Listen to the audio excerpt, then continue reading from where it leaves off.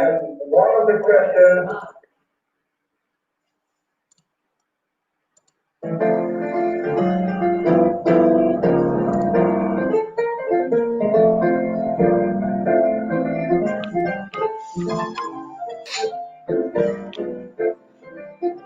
Good evening. I'm Bev Smith, along with my piano mellow man this evening. And Milton Felton is awfully mellow this evening. We welcome you to Our Voices. Tonight, a very serious conversation. A conversation really prompted by some statistics that have us concerned.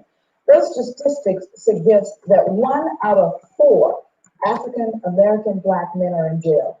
And the ages are frightening, between the ages of 20 to 29. What does that do to our community? What impact will it have on African American families? That's our conversation tonight. Come and meet the people who are as concerned as we are here on Our Voices. Join us as we say good evening too. And I'm going to take my time because they do a lot of things. Hakeem Mahabuti. He's an author, a publisher, professor at Chicago State University, and he's the publisher of the Third World Press, also the director of the Institute of Positive Education. We welcome him to the show. Nkechi Taifu. She is the chairperson of the DC chapter of the National Conference of Black Lawyers, a lawyer and an author. We welcome her. Ron Steele is the president of the African American Writers Guild and a freelance writer. And Usini Perkins, an author, a social worker, and the president of the Disabled Museum of African American Art. We welcome you. We welcome you. I said I was concerned. I really am concerned that those statistics, as frightening as they are, may not paint a clear picture.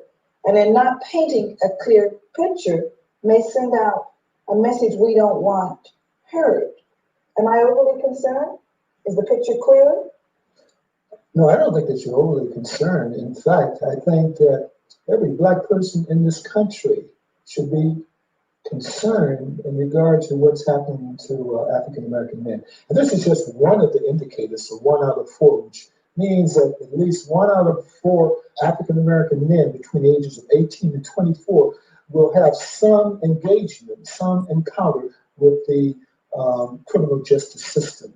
And once you have been identified within that system, then we can assume that the remainder of your life may be a continuation of certain kinds of engagements with the criminal justice system. So we should be concerned, yes. But I think what I'm concerned about is not even when you get to the jail, is how we're getting to the jail. Why young men, and we're talking about African American men, have become so violent, and why it appears to me that we are feeding off each other, that there is a African American frenzy to get at each other.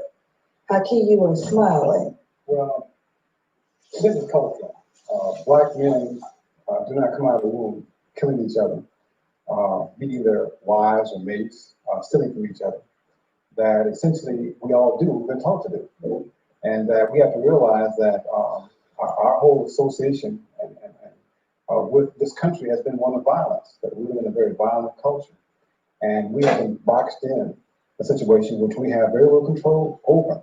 Can I stop you for just a moment? You're a nice, handsome man, bright as you can be, but I just have a problem with that as an excuse for some of our behavior, and let me tell you why. And then you can jump in, because I know you probably will. You say it's a learned behavior. Yes, it is. That's not new for African American people. We were brought here violently. We lived here violently. We were conditioned to violence, but we did not, before integration, internalize that violence on each other with the degree and with the violent attitude that we are internalizing it now. Mm-hmm. Well, you mentioned a key term, integration. Prior to integration, we realized that our families were very important, that to keep the family intact really was one of the major determinants of whether people would be strong or not. Integration, we brought into a whole new set of values that essentially say to us that America works. But by buying into those values, what happened to our communities was essentially the destruction of our communities. Black businesses, Black communities, and the whole school system began to go. And I'm saying that this is not accidental. I don't believe in making excuses, but we have to understand that sensitive racism or white supremacy is not only alive and well in this country, it's a growth industry. And that black men represent the major threat to white male rule. But that's not new. It's always been that way.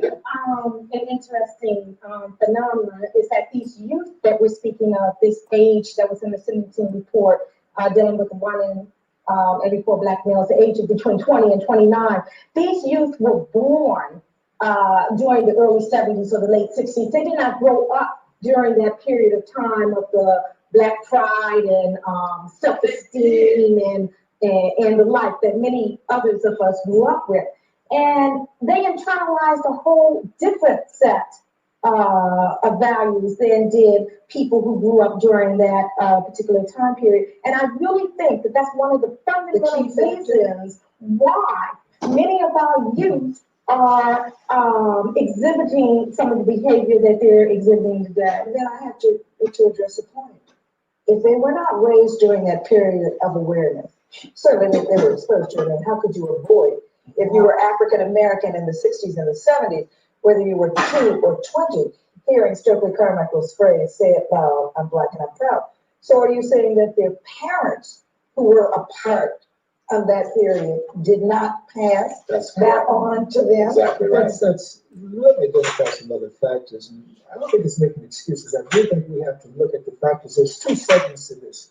What are the contributing factors to this situation? And then what are some of the remedies? And I think hopefully that will come out of our discussion. With the deindustrialization of this country, we've lost over 30 million jobs, mostly in the large urban cities. And about 43% of the black workforce has been put out of work in the past 10 years. And that's one contributing factor. Also, the deterioration of public schools. The schools have completely failed.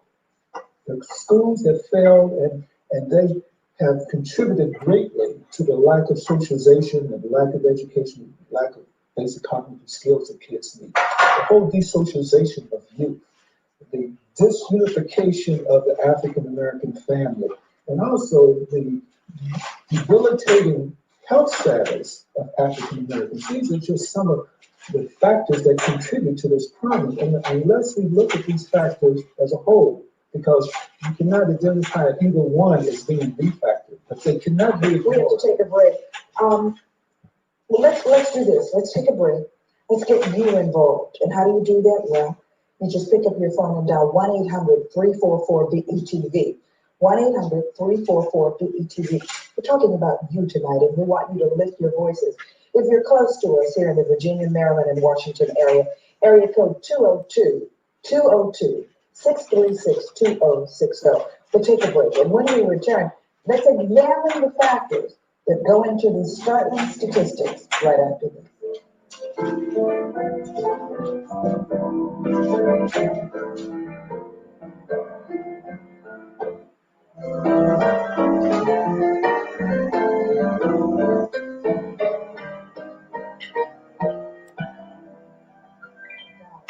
Working? Okay, we're continuing our conversation and it's getting better and better.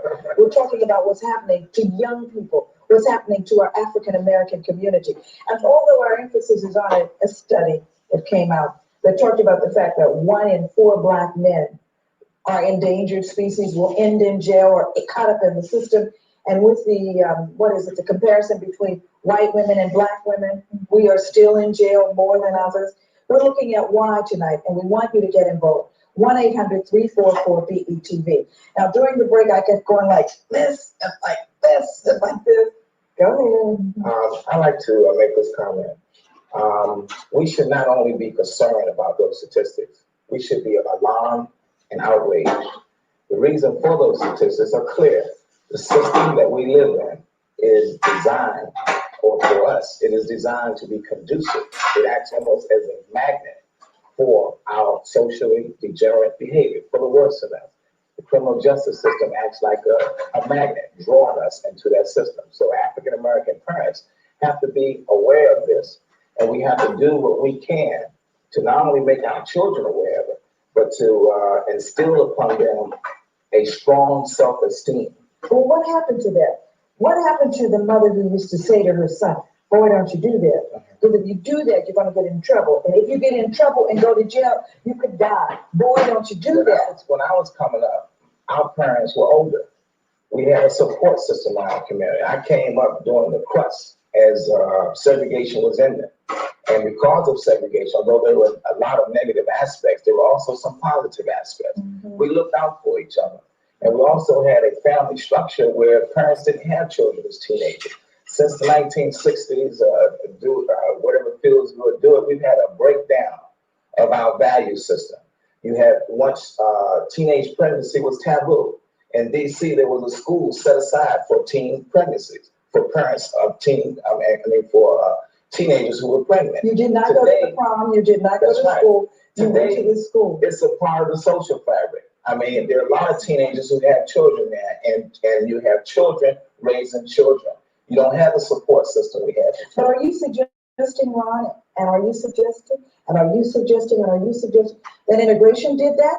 Because it may have, but didn't we do it to ourselves? It wasn't just integration, but the main thing here is that more than ever, African-American parents need to build a self-esteem. And the way to do that, the way to get the most out of Black people is to teach them what it is to be Black, to teach them the value of being Black, to teach them their history, to teach them that they are the offspring of the founders of civilization, all the arts and sciences, that even in America, in spite of oppression, in spite of slavery and disenfranchisement, we produce America's industry, the agriculture industry, farming, the whole works. We are very ingenious, creative people, but in order for us to tap that creative ingenuity, that genetic creative ingenuity, we have to know our history and heritage. We have to know the way of our people. And all too often, the children of today have no concept of not only ancient history, but recent history.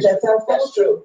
And that's our responsibility, no matter what's going on outside our community. It's not just our fault. I really have to play the devil's advocate there. While I agree 100% with what Ronald says, 1,000% in terms of what he says, there were forces outside of us, okay, that is causing some of what's manifesting right now. Let me just give you a couple of quick examples.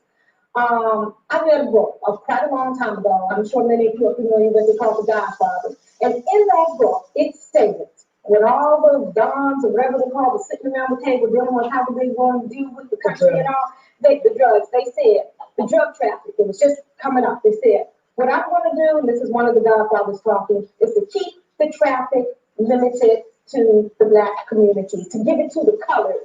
We're not going to give it to our youth. No, they said nigger in the film. And they said the heroin would go to Harlem where the niggas are, because that's what they want. Their souls, well, maybe it did say that's what they want, but it said let them lose their souls for drugs. And it was right after that, two of the Godfathers arguably fiction, but what has happened within the last 20 years, The Godfather was fiction. Are you suggesting that even though it was fiction, there is some element of truth? No question. And I just want to put out another fact here. Around the same period of time was the period of time in which the Federal Bureau of Investigation under its then Director J. Edgar Hoover had a program. And that program specifically said that it was going to expose, misdirect, discredit, disrupt, and otherwise neutralize the activities of Black nationalist groupings and leadership and their spokesmen and membership and their supporters, and it went on. But what was very interesting about that program that was directed against our people is that it said a final goal of that program was to stop the long-range growth of these organizations or Black pride and Black histories, especially among the youth. And the FBI, that memorandum specifically stated that specific tactics would be developed to stop the. Okay, but you hear what you're saying to me, though. You're absolutely right. But Hoover had not only a list for those, he had a list for Jewish publishers and printers. He had a list for white young college students. Here's what I'd like to dwell on. What is our responsibility? Because even at a time when books were not as prevalent as they are now, some older person in the community said to you, you are somebody. You got it through your church. Some Black school teacher told you. I mean, when are we going to look at our own responsibility for telling each other what we're about and not look to the white man to tell us what we need for ourselves? I think some groups are doing this, and you do hit on a very important point. That we're talking about the socialization of young people. And I feel that in the 60s, that's when some of our institutions began to, as Haki was trying to say, the integration just diverted us from some of our own institution building. It did. And we're beginning to realize now that had we maintained some of those institutions that have carried us from slavery and through all of the hardships that we have endured, that things would be different today. But our institutions are failing our young people, and not just the so-called white institutions, but also our Black institutions, our churches, and of course the family, the whole disunification, the school system. We have to do something to replace this socialization Okay, process. the question that I'm gonna keep asking is why, why, I have to take a call. The little man in my ear just told me, please go to the phones, but I've gotta come back to why?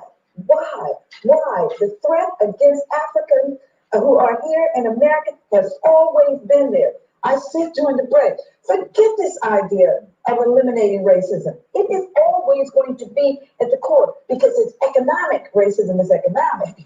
And so it's always going to be there. But what about our responsibility to ourselves? I think If you that's can't what we find that need to do. responsibility, then you won't act responsible. But our responsibility is to teach and educate our youth, to teach and educate each other. And that's happening. There are book discussion groups that are springing up all across the country. There's a movement toward African-centric curriculum and educational institutions. That is the key to turning our situation around. Like you say, racism is going to always be there. Always. Once we come together, once we learn to respect ourselves and each other, there is nothing, no force in this country or this world that can stop Let's go to our the phone. ascension. Good evening. Thank you for being out there. Thank you for joining us. Give me your first name and where you're calling from. My name is Felton, and I'm calling from Peoria, Illinois. Welcome to the show. Thank you. Beverly, you're a very wonderful life school, and thank you, sir. And I agree with you totally. It's time to overlook and stop blaming the white man for everything. We used to be taught, when I'm 41 years old, I was taught, and all those in my peer group were taught to respect each other. And we have gotten away from the Bible, which is, a lot of people throw the Bible out, but the Bible teaches about a wise son makes a glad father. Heed your mother's instructions. And we had a generation grow up 15 or 20 years ago. They started having babies having babies, and they didn't teach the young men or young women anything about life, respect for each other. And it's time for us as Black people to forget about the white man in this instance and let's start going back to the old way of teaching. Boys, do what's right. Girls, do the right thing. Get your education. But to teach someone going back to Africa, they won't help us in this situation, the African train of thought. I think we need to get back to the basics, and the Bible is the basic foundation. But we used to be God-fearing, church-born people, Black people. We got away from it. We got into, education, and we're Okay. now. All right, let's get some. Yes, of course. I think the church has been negligent in doing exactly what the gentleman has said. That the church has abrogated its responsibility, I believe, in the last 20, 30 years to provide some kinds of positive programs for African Americans. If you go throughout this country and you go to most churches and they're empty during the weekdays, and a lot of these churches have facilities, they have gymnasiums, they are not providing programs. Every Black church in this country should have some kind of after-school program. Every day. So the church has to assume some leadership, and I don't think that's being done. I'm not talking about all churches, because there is a movement on the part of some churches. Even right here in D.C., you have the Congress National Black Churches, and they're organizing some national programs relating to rights of passage. To the degree of Black churches in the community, no, they're not.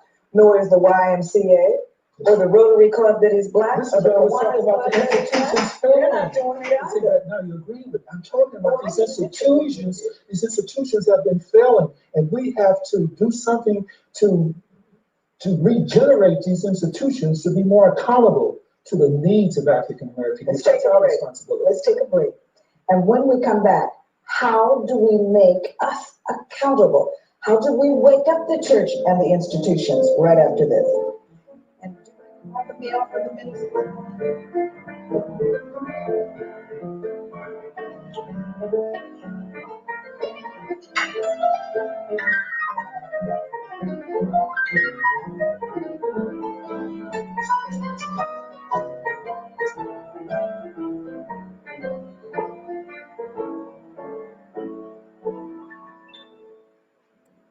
continuing our conversation about what is happening to us. I guess that's safe to say we all agree we're asking that question and trying to come up with some solutions. And if you have some, join us in conversation. Phone lines are open. Let's go to the phone. Good evening. Thank you for being out there. You're on Our Voices. Your first name? My name is Patty. I'm calling from Washington, D.C. The question that I have for the panel is, we listen to these talk shows 5 times a week. We hear the same basis. It started in slavery, integration, and civil rights movement, and we always hear the same thing. We need church involvement. We need to build up the Black family. So what concrete solutions do you have as being Black leaders and Black professionals for the Black community? We always hear the same thing, and I never see anybody actually taking a step to do anything. All right, Haki, you have been far too quiet. Well, I think that ideas run the world. Christianity is an idea. Islam is an idea. Democracy is an idea. Whether you're Alpha or Omega or a member of the Sugar Hill Gang, it's an idea. Black people do not control ideas in this country or the world.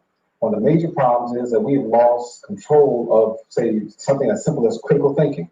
We don't think critically about the world. But she wants solutions. Well, a solution is to begin to think critically about our communities. If you sit in front of a television set 6 hours a day, you can't compete with the world. The Japanese were defeated by this country and its allies less than 40 years ago. Why is it less than 40 years they've risen to where they've vacillated between number 1 and number 2 economically in the world? One of the major reasons is they even though in defeat, they maintain their family. They maintain their family, maintain their culture, okay?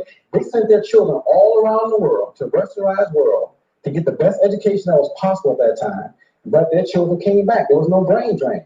We have now in the Black community, cultures outside of our community running the major business establishments. We have in our community, our children leaving to go to the best college and university, they don't come back. Why? Because they're not taught to come back. They don't see any hope in their own communities. And so the key at one level is that we have to believe in ourselves. And they have But to have she's talking examples. about ideas. Patty, are you still there? Okay, the caller's gone. She said, I hear this all the time. I have to agree with you. I interview all day long, 5 days a week, radio and TV. You hear leaders saying the same thing. But where, as Ossie Davis asked, is the plan? If we need to begin, let me just Wait a minute, wait, hold on. Where's the plan? See, the problem is this. We are not a homogeneous group of people, number one. We're heterogeneous. You got thousands of leaders in this country, ministers, and for the most part, the ministers have not been doing the job. And so when you got thousands of leaders saying to their flocks that you go this direction, you're not going to have any unity. Then how are the Jews able to do it? Because the Jew will send his or her child to that school, and then afterward, they go to the temple and they learn their lesson. How are the Hispanics in Miami able to do it? How are the Asians able Those to do groups it? that you are naming have a very close-knit culture that is based on common knowledge. And that's what set African Americans apart. That is our solution. They didn't let people forget their history. That's There was right. a lot of talk over here about putting the blame outside of yourself or blaming the white man and all like that. And sure, you're not supposed to do that all of the time, but it's important that a group understands their history. Jews understand That's their history. what They're brings us not all let their together. children they get what They don't ask anyone else to teach their history. They teach their history themselves. And that's Now, what we're talking about, that we need to do these things. All right, And we're doing that. but let's look at these 1 and 4. Let's look at these young African-American men. All right, I want to get back to something Lucine said. Let's use the church, because I don't mind using the church. We could use the Elks, we could use the Masons, I don't mind. But let's deal with the church because they have the physical facilities. Now, just suppose you were a member of the ABC church and you had young boys, and these were the deacons in the church. And your young boys were beginning to get involved in crime. If the community was intact, you could go to these deacons if you were a single, if you fit the statistics, single Black woman raising kids, and you could say, help me with my sons. The problem is that you as an African-American single raising your children don't have the community to fall back on. Whose fault is that? I'm not gonna blame a white man anymore. Why not? Well, you can blame them, but let's Oh my God, not dwell on the blame. Let's dwell on our responsibility. I don't have no problem with finding solutions, but at the same time, you say why it happens, that what has happened to us is not an accident. But we have to realize that black people and white people are at war. And I think that the key thing is when you look at our communities, it's actually worse than war. You're talking about this 1 in 4. It's almost like white people committing terrorism on white people. Black It's not genocide. wait a minute. We're committing genocide on ourselves too. We don't control the institutions, so how in the world can we be responsible for the We have decimation of our never people? controlled the institutions, but that is no excuse for a young black boy knocking an old senior citizen in the head and taking their social security check. That is no excuse for young 12 and 13-year-old boys running through the halls of predominantly black schools and beating up on kids. That is no excuse for young boys screaming and hollering and making it unsafe in our communities for young black women or any black woman to walk the streets. There's no excuse for that. It didn't happen before. Why is it There's no happening excuse now? for this massive unemployment that's happening in this country. There's no We've always excuse been for this. unemployed. Well, when we came over here, we had full employment. Full Yeah, employment. that was slavery. The job thing, but we've always had a problem finding jobs. But we had dignity, we had pride, we had hope, we had faith, and we had a goal. I mean, you're talking as if this dilemma of racism, this dilemma of lack of opportunity, this dilemma of improper housing, this dilemma of poor health is something new. I've been black for over 40 years and it's always been that way. Let me tell you, the deterioration of public schools is relatively new. Let me tell you, before 1950, the public schools, at least the black students, were getting a decent education. They were developing basic skills. I know my generation, I'm 57 years old. My generation, we went to school. We may not have developed the consciousnness or some of the other kinds of culture-specific programs, but we did learn how to read and write. That's not even happening today. As the school systems became more populated in the cities, the urban cities with black students, they began to deteriorate in the 60s. And we can see the results of that right now. When young students cannot read or write, when they do not develop the basic cognitive skills, that's at a disadvantage. That disadvantage has not always existed even in that system. Okay, but let me help me to understand. And Let's I not really- overlook that, but I but just do not wanna casually understand. dismiss it. I'm not going to casually dismiss it, but the institutions of education have always been predominantly white, controlled in terms of dollars and cents. So that meant that within the South and any city where there were a lot of black, our schools have been lacking. But what did we have? Even when our parents were undereducated, now listen closely, when our parents couldn't read, they insisted Sure. that you read. We have Where a did- support system come on, there. folks, help me out. That support system was A lot of disintegrated. parents are teenagers now. A lot of parents are That's And teenagers. that's our fault too. Sure, It's not their fault. That's our fault too. it is our fault that we haven't turned it around. But I can't blame us for the problem. If you have a It's our 12-year-old responsibility to turn boy around. and you let that 12-year, help me folks, call in and help me please. It is our fault. I have a daughter, you have a son. Your son is 12, my daughter is 12. First of all, she has no business dating your daughter. She can't even clean her ears out. And your boy has no business with his sap flowing on my young daughter.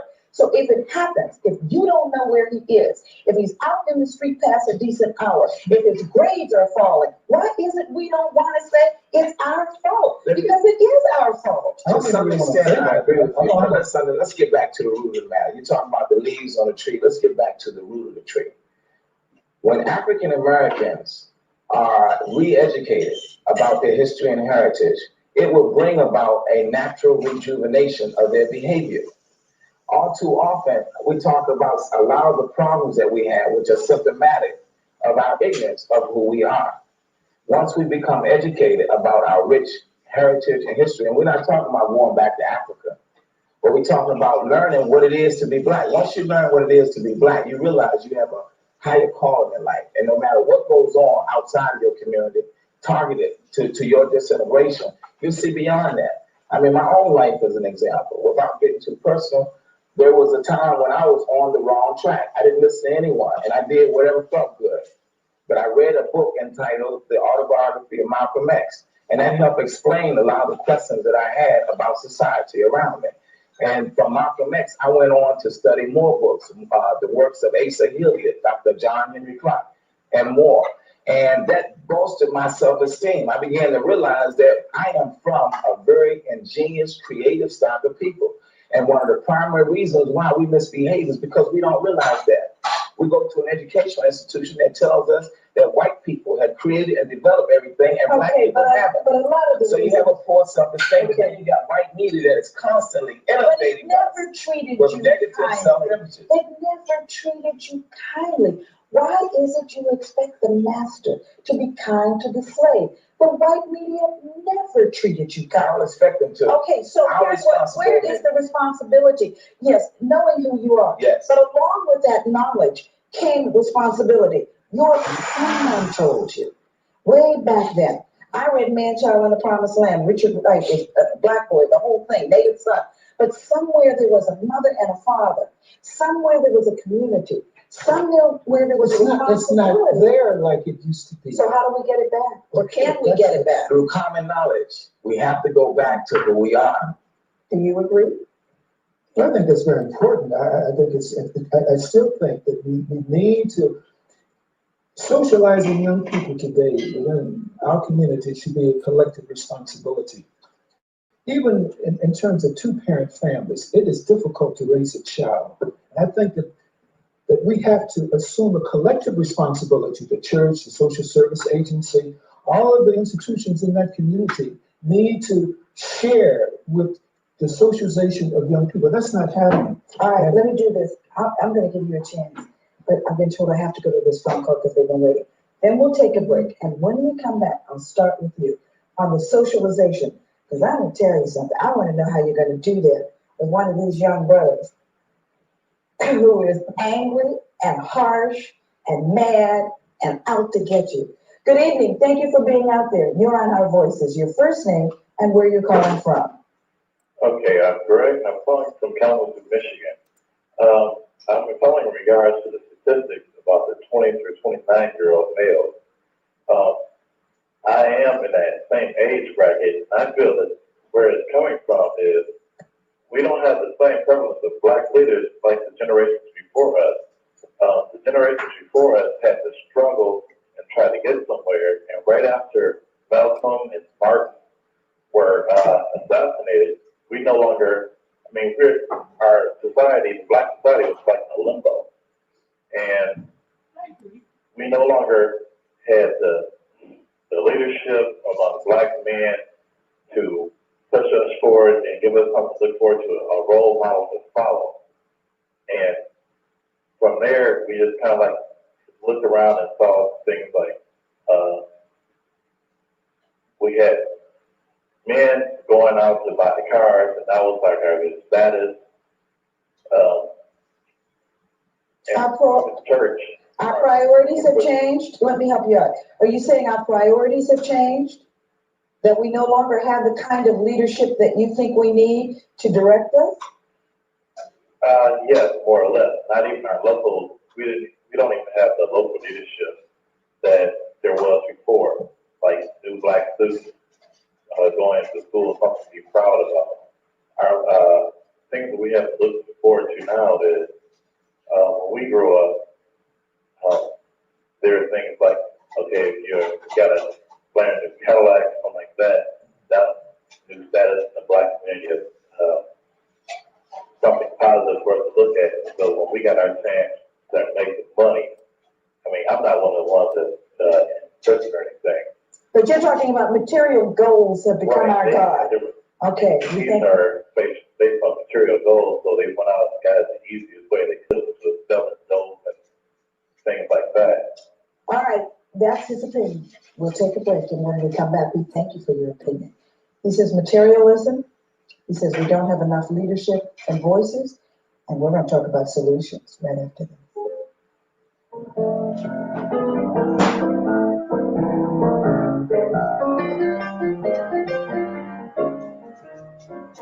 Okay, I think it's welcome back. We're continuing our conversation. I think it's too important what he just said through the commercial break. And so I'm going to turn to Lucini. I'm going to say, you need to say what you just said to me. I'm not suggesting he's worried that we're dismissing racism.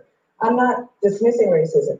As an African American, as a Black person in any part of the world, you cannot dismiss racism. That's outside of you. What you do have control over is what's inside of you. How do we get that control? I was commenting the young sister that called in earlier and said, well, she's been hearing this over and over and over. But that's true. And she wanted a solution.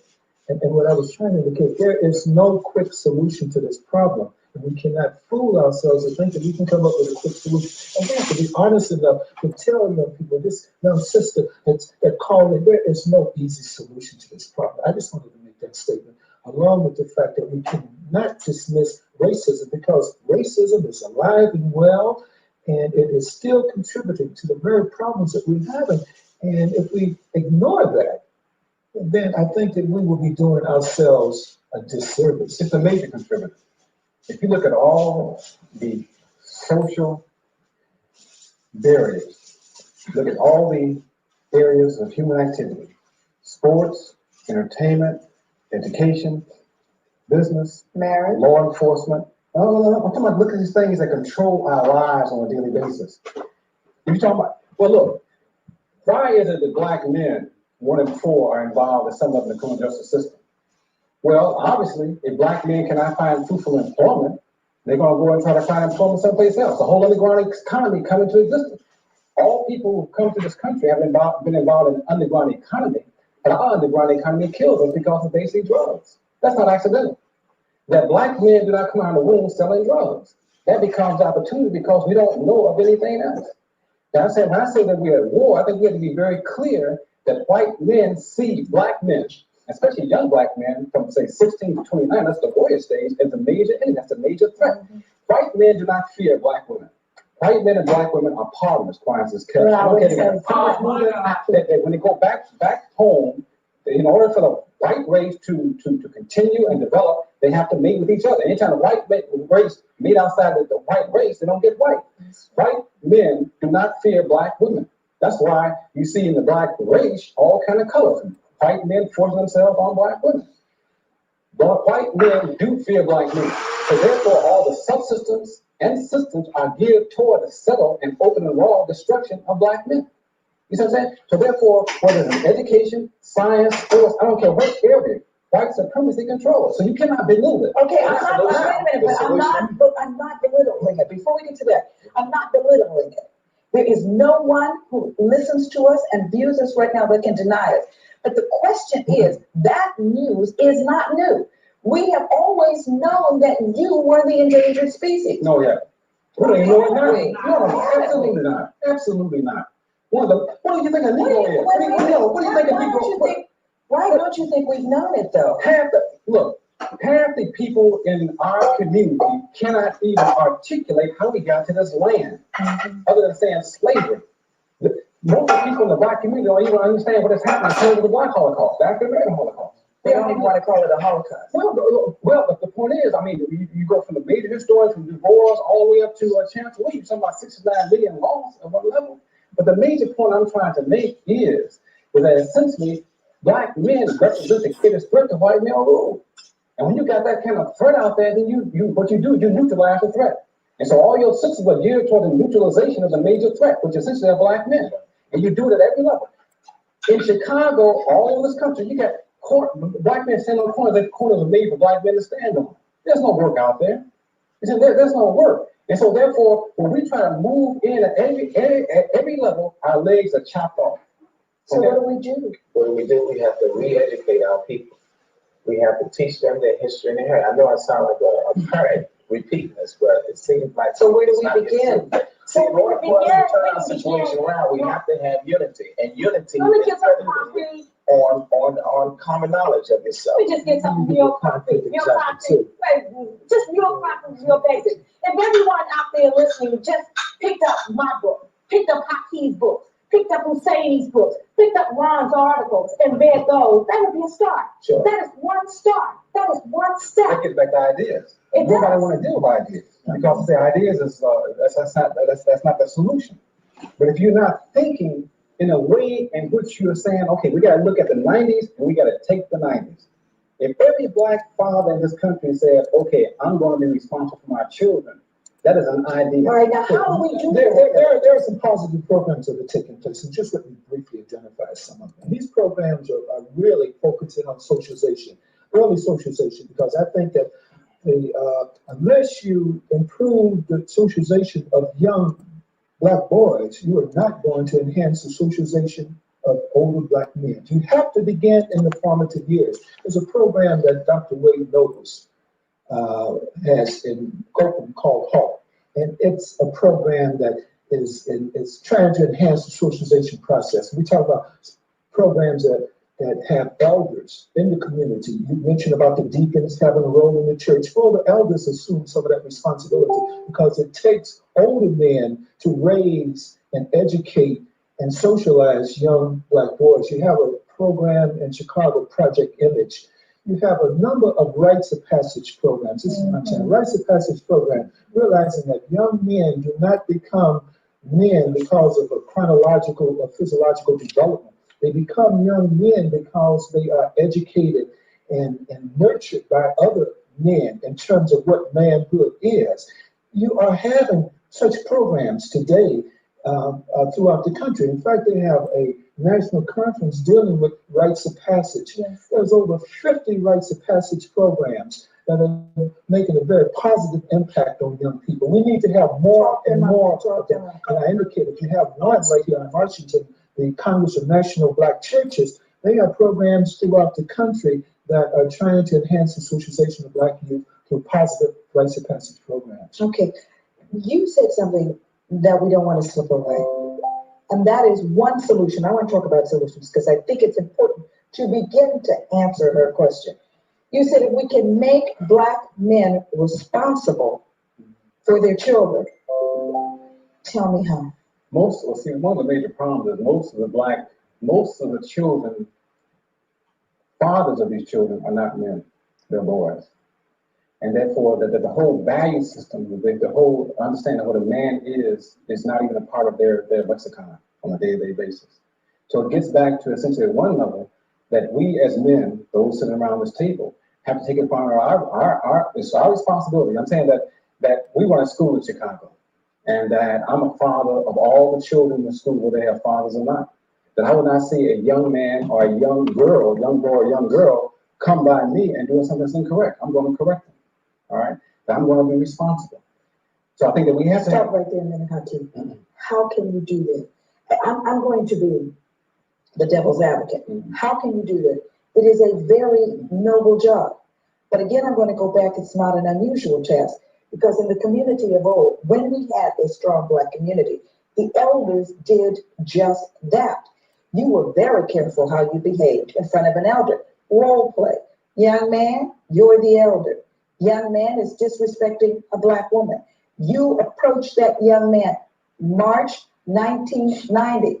What do you think is going to happen? See, the problem is, again, to get back to definitions. The bill of goods that was sold us is around integration again, freedom. We confuse freedom with mobility, liberation with mobility. We can run the streets. I can come from Chicago today. When the people talk about true liberation, these are the questions that have to be asked. Can we feed ourselves? Can we clothe ourselves? Can we educate ourselves? Can we house ourselves? Can we defend ourselves? And I say when you answer all these questions truthfully, the answer is no. All right? So at one level, I teach my children, and see you teach your children, but you got to always move towards self-reliance. Self-reliance means at some point that in terms of our communities, we have to be building our businesses ourselves. We run 4 or 5 businesses in Chicago that my children will come into, other children will come into, that essentially is only in our community.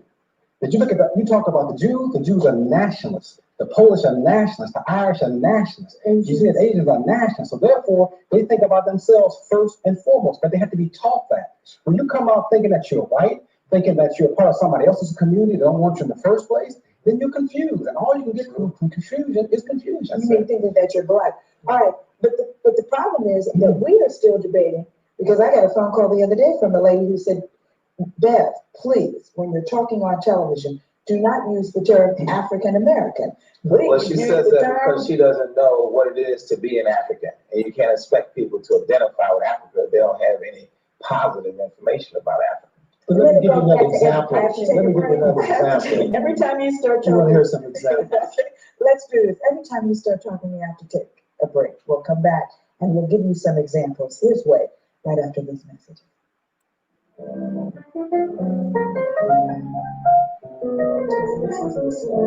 We are trying to offer some solutions to a problem that cannot be resolved in an hour, but at least we begin to lift our voices. Panel, I'm going to step back from the mic and let you talk about solutions and let you give some examples. I just want to say very briefly, one thing that's happening throughout the country, that Black men are organizing themselves and addressing some of these problems. In Portland, Oregon, I was in Portland, Oregon for 20 months, and there's a group called the Coalition of Black Men, over 200 Black men that are committed to helping developing young people and doing a lot of other things. And there are Black men that are organizing themselves in Houston, in Dallas, and in Oakland, and other parts of this country. I'm just saying that some Black men are beginning to pull themselves together and attempting to address this problem. And also, there are independent Afrocentric schools all over this country. I know in Chicago, Institute of Positive Education, Brother Haki is associated with. Brother Husseini talked about the rites of passage. In Washington, D.C., this Dr. Zulu Warfik Carpet, and she has a whole rites of passage program for young girls coming out called the STARS program. We have mentorship programs around. Concerned Black Men have a very excellent program here. You have the Coalition of 100 Black Women have Yes. program. We're Working beginning with to border do babies. things. Exactly. There's something happening. There is something different now than 10 years ago. You see the youth on the corners now, they have these medallions on in the shape of Africa. They may not know what it means. They may not know what the red, black, and green is. They may not know what by any means necessary on the back of their t-shirt is, but they're wearing the symbols. And that is one of the first steps to developing that stream of consciousness that will make it so they will not violate their bodies by being involved in the So is there a reawakening?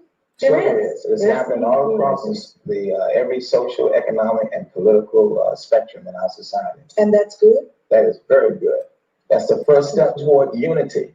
See, the solution to turn our situation around is unity, and unity must be based on common knowledge. We have to reclaim our greatness by reclaiming our natural history and heritage. And then we have to look into our own lives and do what we can on our own level. I am the president of the African American Writers Guild. We are a writers support group, which is dedicated to promoting African American literature and literacy in our community. I have 9 nieces and nephews. And they're all reading, we're out of time. Okay. We have talked about something that we hope you will continue talking about. If you haven't started, then get started around your dinner table with each other. Talk about you.